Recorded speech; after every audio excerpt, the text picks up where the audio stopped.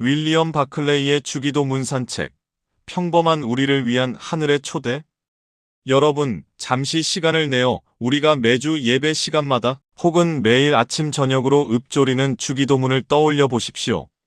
너무나 익숙해서 이제는 생각하지 않아도 입술이 먼저 움직이는 그 기도 말입니다. 혹시 그 기도문이 너무 거룩한 벽처럼 느껴져서 정작 우리의 고단한 일상과는 상관없는 주문처럼 들렸던 적은 없으신지요? 오늘 우리는 한 노신사를 만나보려 합니다. 1950년대 스코틀랜드 글래스고의 뿌연 안개 속에서 양복 주머니에 손을 넣고 시장 사람들과 농담을 나누던 사람, 바로 윌리엄 바클레이입니다. 그는 평생을 대학에서 가르친 학자였지만 사람들은 그를 상아탑의 거주자라 부르지 않았습니다.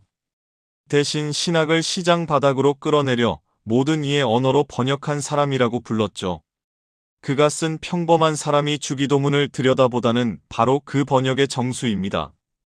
이제 바클레이의 안내를 따라 주기도문의 낡은 껍데기를 벗기고 그 안에 숨겨진 혁명적이고도 따뜻한 생명력을 만나는 여행을 시작해 봅시다. 1장 1956년 잿빛 하늘 아래에서 피어난 질문들. 바클레이가 이 책을 쓴 1956년의 유럽은 어떤 모습이었을까요?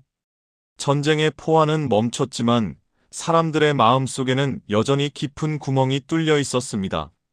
수많은 이들이 죽어가는 것을 목격한 대중들은 하나님은 어디 계시는가라는 질문 앞에 서 있었고 급격한 산업화와 세속화는 종교를 박물관의 유물처럼 만들고 있었습니다. 교회의 언어는 너무 높고 어려웠습니다. 신학자들은 자기들만의 난해한 용어로 토론을 벌였고 평범한 성도들은 그 높은 담장 아래에서 굶주리고 있었습니다. 바클레이는 이 광경을 보며 가슴이 아팠습니다. 하나님의 진리는 소수 전문가의 전유물이 아니라 공장의 노동자와 시장의 상인 그리고 집안일에 지친 어머니들의 것이어야 한다. 이것이 바클레이의 시대 배경이자 그가 펜을 든 결연한 동기였습니다. 그는 주기도문이라는 가장 익숙한 텍스트를 통해 하나님이 멀리 계신 군주가 아니라 우리 삶의 가장 비천한 자리까지 찾아오시는 분임을 증명하고 싶어 했습니다. 2장 우리 아버지, 그 친밀하고도 두려운 이름. 바클레이는 주기도문의 첫 두 단어인 우리 아버지에 대해 이야기하며 우리를 멈춰 세웁니다. 당시 유대인들에게 하나님은 가까이 갈 수 없는 불꽃이었습니다. 그런데 예수님은 그분을 향해 아바라고 부르라고 하셨죠. 바클레이는 이 아바라는 단어가 당시 아이들이 아빠를 부를 때 쓰던 가장 친밀한 용어였음을 강조합니다. 생각해 보십시오. 우주를 만드신 분이 당신의 아빠가 되십니다. 하지만 거기서 멈추면 안 됩니다. 예수님은 나의 아버지가 아니라 우리 아버지라고 하셨습니다. 바클레이는 여기서 날카로운 통찰을 던집니다. 우리가 우리 아버지라고 부르는 순간 내 곁에 있는 가난한 이웃, 내가 미워하는 원수도 그분의 자녀가 된다는 뜻입니다. 이 기도는 지극히 개인적인 평안을 구하는 기도가 아니라 인류 전체를 형제로 받아들이겠다는 거대한 사회적 선언인 셈입니다. 3장 하늘의 뜻이 땅의 언어로 오늘 우리에게 일용할 양식을. 이제 기도는 아주 현실적인 문제로 내려옵니다. 바클레이는 일용할 양식이라는 구절을 설명할 때 그의 언어적 천재성을 발휘합니다. 성경 원어에 쓰인 에피우시오스라는 단어는 사실 학자들 사이에서도 논쟁이 많았던 단어입니다. 그런데 바클레이는 이 단어가 당시 시장에서 쓰이던 장부나 일상적인 메모에서 오늘 사서 오늘 소비해야 하는 것이라는 의미로 쓰였다는 점을 밝혀냅니다. 하나님은 여러분이 내년의 연금을 걱정하며 기도하기보다 오늘 하루를 살아낼 힘과 빵을 위해 간절히 매달리기를 원하십니다. 기독교는 구름 위의 신비한 종교가 아닙니다. 뱃속의 꼬르륵 소리와 내일의 생계를 걱정하는 우리의 절박함을 아시는 하나님에 관한 이야기입니다. 바클레이는 이 구절을 통해 신앙이 얼마나 철저히 오늘과 일상에 뿌리박고 있어야 하는지를 역설합니다. 4장 가장 무서운 약속, 우리가 우리에게 죄 지은 자를 사하여 준 것 같이. 바클레이는 이 책에서 가장 긴장되는 대목으로 용서를 꼽습니다. 그는 이 구절이 주기도문 중에서 가장 무서운 구절이라고 말합니다. 왜일까요? 우리가 하나님께 용서를 구하는 조건이 우리가 남을 용서하는 것이기 때문입니다. 바클레이는 말합니다. 여러분이 누군가를 증오하면서 주기도문을 암송한다면 그것은 하나님께 나를 절대로 용서하지 마세요라고 간구하는 것과 같습니다. 그는 용서가 단순히 잊어버리는 것이 아니라 깨어진 관계를 회복하려는 하나님의 능동적인 사랑을 닮아가는 과정임을 보여줍니다.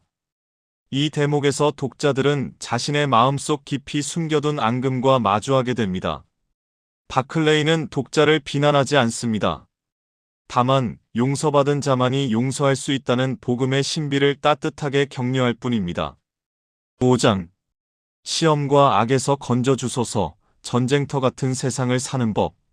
마지막으로 바클레이는 우리가 처한 현실, 즉 시험과 악의 문제로 나아갑니다.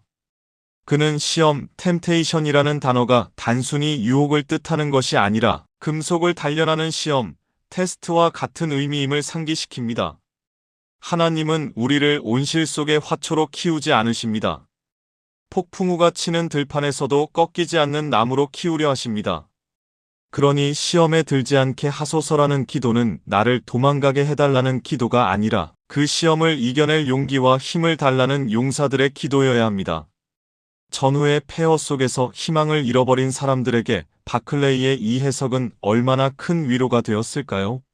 삶은 여전히 전쟁터 같지만 우리에게는 악으로부터 우리를 붙드시는 강한 팔이 있다는 사실을 그는 강조합니다. 에필로그, 평범한 사람의 비범한 유산. 윌리엄 바클레이의 이 책은 출간 이후 수십 년 동안 전 세계 수백만 명의 손에 들려졌습니다. 그가 남긴 유산은 명확합니다. 첫째, 그는 신학의 민주화를 이루었습니다. 그는 어려운 용어 뒤에 숨지 않았습니다. 헬라어 원어의 풍부한 의미를 누구나 이해할 수 있는 예화와 쉬운 문장으로 풀어냈습니다. 둘째, 기도의 생활화입니다. 주기도문은 예배의 마침표가 아니라 삶의 시작점이 되어야 함을 가르쳐 주었습니다. 빵 한 조각을 먹을 때도, 이웃과 다퉜을 때도 우리는 주기도문 안에서 답을 찾을 수 있습니다. 셋째, 하나님의 인격성을 회복시켰습니다. 바클레이의 안내를 따라가다 보면 우리는 차가운 교리가 아니라 우리를 뜨겁게 사랑하시는 아버지의 심장 소리를 듣게 됩니다. 여러분, 이제 다시 주기도문을 시작해 보십시오. 하늘에 계신 우리 아버지. 그 첫마디를 내뱉을 때 윌리엄 바클레이가 말했던 그 따스하고도 웅장한 하늘의 사랑이 여러분의 평범한 일상을 비범한 은혜로 채우기를 소망합니다. 평범한 사람이 들여다본 주기도문 속에는 사실 가장 위대한 하나님의 신비가 숨겨져 있었습니다. 그 신비는 지금 여러분의 손 안에도 있습니다. 이제 더 깊은 의미를 되새기며 기도하는 우리 모두가 되기를 소원합니다.